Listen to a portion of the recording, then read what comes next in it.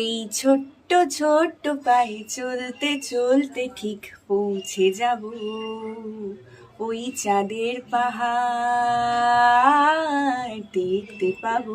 সত্যি সময়টা কি তাড়াতাড়ি চলে যায় না? সেই ছোট্ট ছোট্ট পায়ে গুটি গুটি পায়ে চলতে চলতে চাঁদের পাহাড় দেখতে দেখতে অবশেষে আমি হাফের হাফ সেঞ্চুরি করে ফেললাম। আমাদের প্রত্যেকের জীবনেই প্রতি বছর একটা বিশেষ দিন তো আসেই, যে দিনটা আমাদেরকে স্পেশাল ফিল করায়। আমাদের চারপাশের মানুষজনের থেকে আমরা অনেকটা বেশি প্রায়োরিটি পাই, অনেকটা বেশি সময় পাই। তো আজকে আমার জীবনেও সেই বিশেষ দিনটা, অর্থাৎ আজকে আমার জন্মদিন। Happy birthday to me. প্রত্যেকের জন্মদিনের দিনই কিছু না কিছু বিশেষ প্ল্যান তো থাকে, আর আমার যদি জন্মদিনের প্ল্যান নাও থাকে তাও এই গোটা দিনটাকে আমি আমার মতন করে সাজিয়ে নিই। তো এইবার আমার জন্মদিনের প্ল্যান কি কি, চলো আস্তে আস্তে তোমাদের সাথে শেয়ার করি।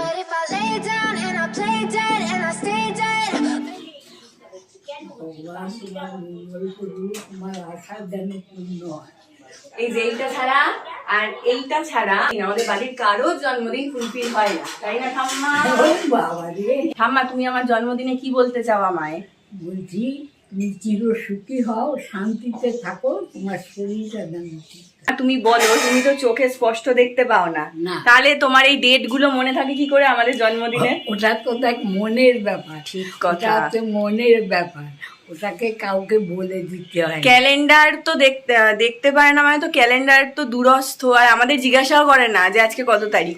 ঠিক মনে রাখে সবার জন্মদিন সারা বছরে, সববার, কারোর জন্মদিন মিস যায় না। ওর বাবার, ওর পিসিমণি, ওর বড় জ্যাঠা, মেজো জ্যাঠা, সব দাদারা, আমার সবার মাতা জননী এখন খুব ব্যস্ত। আপনার কি পেন নাম নেওয়ার সময় আছে? পেন নাম করো খানে পরে। এখন মাতা জননী কি করছে দেখি। ও সেই স্পেশাল, যেটা ছাড়া জন্মদিন হয় না, জাস্ট হয় না।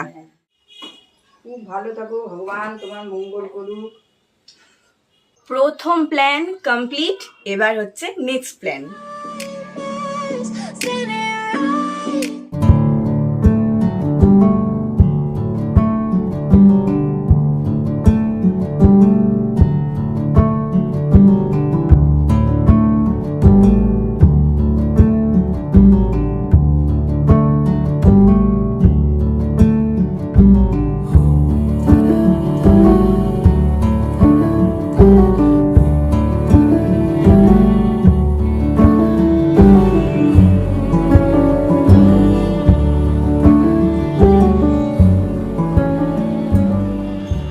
ঘড়িতে বেজেছে এখন 10:30, আর আমি একটু সাজু করে নিয়েছি। আর এটা কিন্তু আমার জন্মদিনের নিউ ড্রেস, এটা আমাকে মা গিফট করেছে।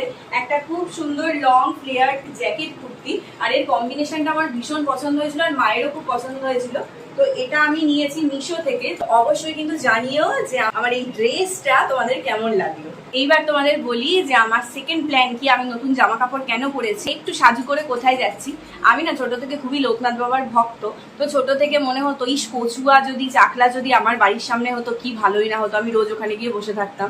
ভাবতে ভাবতে লোকনাথ বাবা আমার ডাক শুনেছেন, তার আমার উপর কৃপা হয়েছে। 5-6 বছর আগে আমার বাড়ির থেকে একটু এগিয়ে, মানে ধরো ওই 5-6 মিনিটের হাঁটা পথ এরকম দূরত্বে একটা লোকনাথ মন্দির হয়েছে। জন্মদিনে প্রত্যেকবারই আমি সকালবেলায় সেই মন্দিরে লোকনাথ বাবার কাছে পুজো দিতে যাই। আজও তার অন্যথা হবে না। আজকে আমি এই জন্যই এত তাড়াতাড়ি রেডি হয়েছি, সকালবেলা স্নান টান সারা হয়ে গেছে। জন্মদিনের দিন না মনে হয় সকালবেলায় স্নান টান করে একদম ফ্রেশ হয়ে যাই, সেই জন্যই এখন রেডি সেডি হয়েছি একটু লোকনাথ বাবার কাছে এই বিশেষ দিনে পুজো দিতে যাবো। আমার সেকেন্ড প্ল্যানে আজকে আমার সঙ্গী হয়েছে বড় ভাই। ওর কলেজ ছিল না, বললাম চল কি করবি, চল আমার সাথে যাই, দুজন মিলে পুজো দিয়ে আসি। তো আগে একটুখানি যাবো, একটু সন্দেশ কিনবো, তারপর যাবো। সন্দেশ নেওয়া হয়ে গেছে, এখন চলেছি আমরা দুজন। আর একে দেখো এতক্ষণ পরে এসে আমাকে হ্যাপি বার্থডে বলছে। ওকে আমার কি করা উচিত? ভুলে গেছিলাম, মনে ছিল না। না ছোট না, আমি ওরকম কিছু করতে পারি না, আমার অনেক মায়া না, তোর প্রতি আমার একটা মায়া কাজ করে। এই যে আমরা লোকনাথ মন্দিরে চলে এসেছি, ঠাকুর মশাইকেও তো দেখতে পাচ্ছি আছে।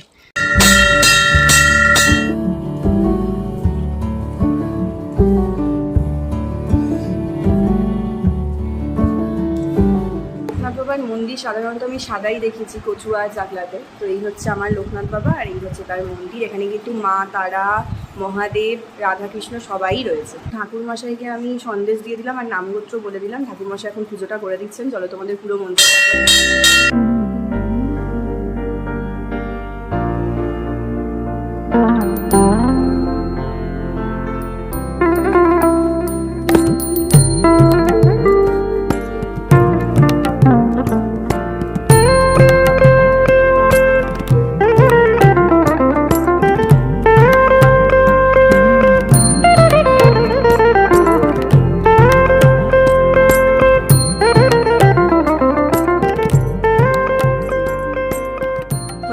আমাদের শান্তি মতন পুজো দেওয়া, এবার আমরা বেরিয়ে যাচ্ছি।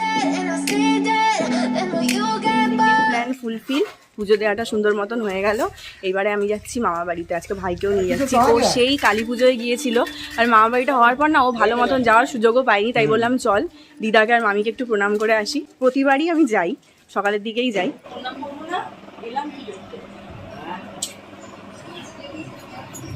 টাটা বাই বাই, আবার যেন দেখা পাই। হ্যাপি বার্থডে দই। Thank you. এটা আমিও খেতে দেয় না, দুষ্টু। Happy birthday to you. আর এটা কি দিচ্ছ তুমি আমায়? বেল। বা অনেক কষ্টে দুটো সেফটি পিন দিয়েছে, তাও জং ধরা। তারটা এনে লাগাবে এইখানে। আর আমাদের বৌদি কি করছেন দেখি। বাহ, নতুন ধরে এনেছি আমরা কাচার জন্য। মামা বাড়ি থেকে বাড়িতে আসার পর অনেকক্ষণ ফ্রেশ হয়ে একটু রেস্ট নিয়েছি। আবার করে আমি এই জামাটা পরলাম, কারণ এখন হচ্ছে আমার 4th প্ল্যান, সেটা হচ্ছে মায়ের হাতের পায়েস খাওয়া, আর মা যে সুন্দর করে সাজিয়ে গুছিয়ে যত্ন করে খেতে দেবে সেটাকে এনজয় করা। তো এখন বেজেছে প্রায় দুপুর 2, প্রায় বাজতে চলেছে। জন্মদিনের সবচাইতে বেস্ট মোমেন্ট হয়তো এইটাই, সেটাকে এনজয় করতে।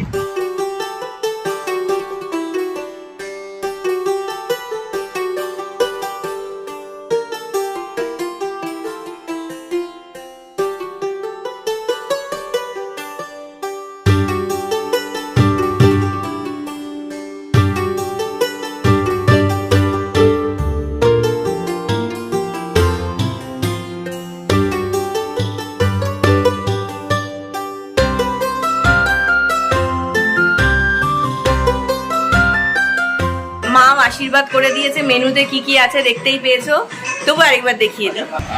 রয়েছে ঘি ভাত, বরবটি ভাজা, আলু ভাজা, বেগুন ভাজা, পটল ভাজা আর মাছ ভাজা, যেরকম আর কি 5 রকম ভাজা থাকে। এদিকে রয়েছে আমার প্রিয় মাছের লেজা, এদিকে রয়েছে পনিরের তরকারি, এদিকে রয়েছে জন্মদিন স্পেশাল পায়েস, এদিকে রয়েছে 5 রকম মিষ্টি আর মিষ্টি দই। So really you ain't gonna hit me. না, এখন বেজেছে বিকেল 4:30, আর এটা হচ্ছে আমার এইবারের বার্থডে লাস্ট প্ল্যান। সেটা হচ্ছে আমার বান্ধবী, একমাত্র বান্ধবী শর্মিষ্ঠার সাথে বেরোনো। এই জন্মদিনের দিন না বন্ধু ছাড়া কিন্তু অসম্পূর্ণ, তো এই আমি লাস্টের সময়টুকু রেখেছি শুধুমাত্র আমার বান্ধবীর জন্য।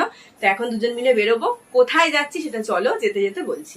এখন আমি যে জামাটা পরে রয়েছি সেটাও কিন্তু একদম নতুন, একটা একদম লাইট সি গ্রিন কালারের কুর্তি, লং কুর্তি পরতে আমি ভীষণ ভালোবাসি। দেখো আমি আমার জন্মদিনে যে দুটো নতুন জামা পরলাম দুটোই কিন্তু লং। তো অবশ্যই জানিও যে আমার এই জামাটাও তোমাদের কেমন লাগলো, আর আমার জন্মদিনের সবকটা সাজ তোমাদের কেমন লেগেছে। চলো আর দেরি করবো না, যেটা ছাড়া আমার জীবন অসম্পূর্ণ সেটা, আর ব্যাগ নিয়ে বেরোই এবার। 5 মিনিট হয়ে গেছে আমি শর্মিষ্ঠাকে রাখতে এসেছি, কিন্তু আমি এসে বুঝতে পারছি না যে জন্মদিনটা কার। ওই দেখো এখনো হয়নি, ওর এখনো হয়নি। হ্যালো, এই কি রে, আমাকে হ্যাপি বার্থডে বল। Happy birthday. ও মা, বেশি পাকা কিন্তু, থ্যাংক ইউ।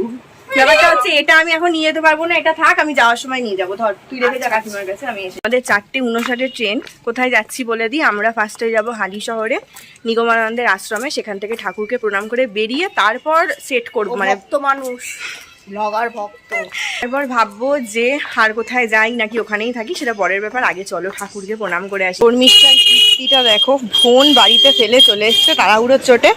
আমি তারপর বাড়ি থেকে এখন ফোন নিয়ে যাচ্ছি, আর ওকে টিকিট কাটতে পাঠিয়েছি। আমি দেখলাম যে ট্রেন লেট আছে আজকে, আমরা যে ট্রেনটায় যাবো ওটা এখন ইচ্ছাপুরে আছে।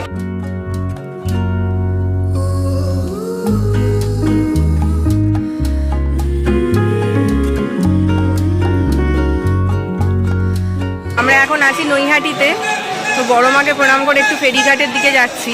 এত খারাপ, এত বাজে একটা ইনসিডেন্ট ঘটলো, মানে মুডটাই আমার পুরো নষ্ট হয়ে গেল। কি ঘটলো সেটা তোমাদের পরে বলছি। কথায় আছে না, অভাগা যেদিকে যায় সাগর শুকায় যায়। আজকে হচ্ছে আমাদের সেই হাল। তোমাদের বললাম যে হালিশহর যাব, আশ্রম যাব, কিন্তু ট্রেনের গন্ডগোল। একটা স্টেশন যেতে ট্রেন 2বার দাঁড়ালো। তারপরে আমরা নৈহাটিতে দাঁড়িয়েছিল ট্রেন, তখন ও বললো চল নেমে যাই। তো তখনও দেখি প্রায় 5:45 বাজে। আমি ভাবলাম আর গিয়ে লাভ নেই, ঠাকুরকে আর দেখতে পাবো না। এই জন্য নেমে আমরা স্টেশনে বসেছিলাম এবং শ্যুটও নিচ্ছিলাম ব্লগের জন্য। কিন্তু আনফর্চুনেটলি এত বাজে একটা ইনসিডেন্ট ঘটলো যে সেটাকে আমাকে ডিলিট করতে আমি বাধ্য হয়েছি।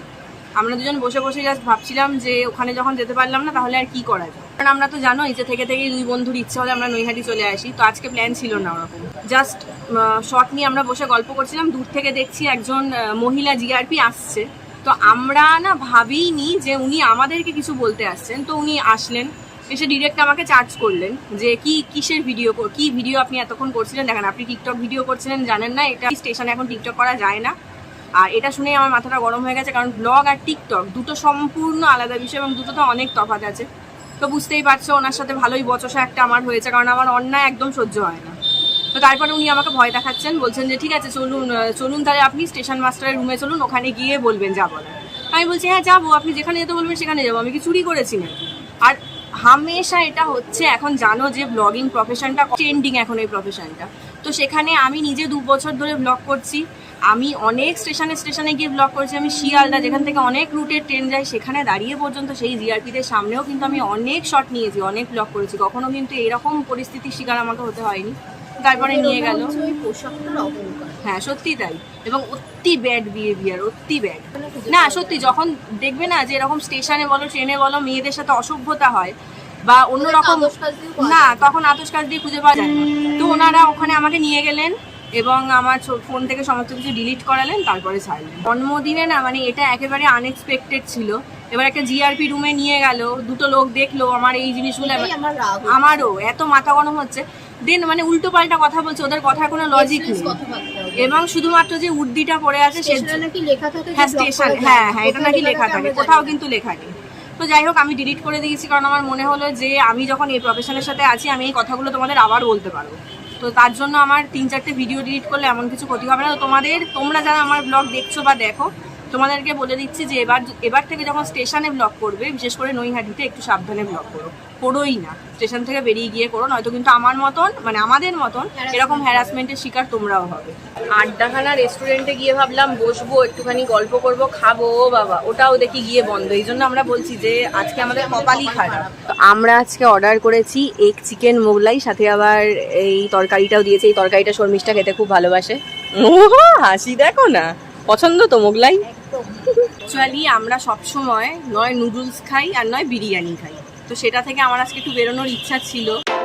So really you ain't gonna hit me back, yeah. Now it's all just you got me on blast, damn. You're over it. ভালো খেয়েছি, দারুণ ট্রিট। তোমরা আজকে দিনে যদি আসো অবশ্যই একবার এই চিকেন এগ মোগলাইটা ট্রাই করো, খুব ভালো খেতে, আর ফিলিংয়ে অনেক বেশি চিকেন দেওয়া ছিল, তাই না বল? দারুণ দারুণ, খুব ভালো লাগলো। তো আমরা এবার বেরিয়ে যাবো, এবার যাই বাড়ির দিকে। দিয়েছে বার্থডে কালে।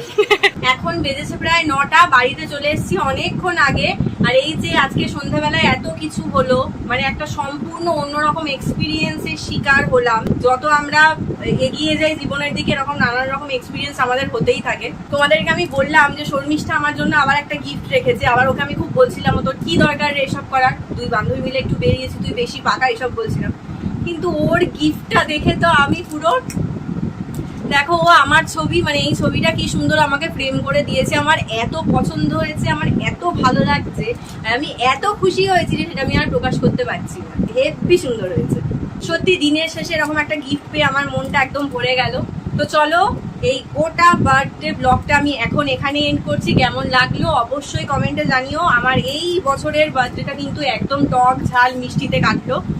প্রত্যেকটা প্ল্যান আমার কেমন ছিল অবশ্যই কমেন্টে জানিও। যদি ভালো লাগে লাইক করো, শেয়ার করো ব্লগটাকে, আর চ্যানেলটাকে সাবস্ক্রাইব করো। নতুন কোনো ব্লগে তোমাদের সামনে হাজির হব। সবাই ভালো থেকো। আজকের মতন গুড নাইট, টাটা।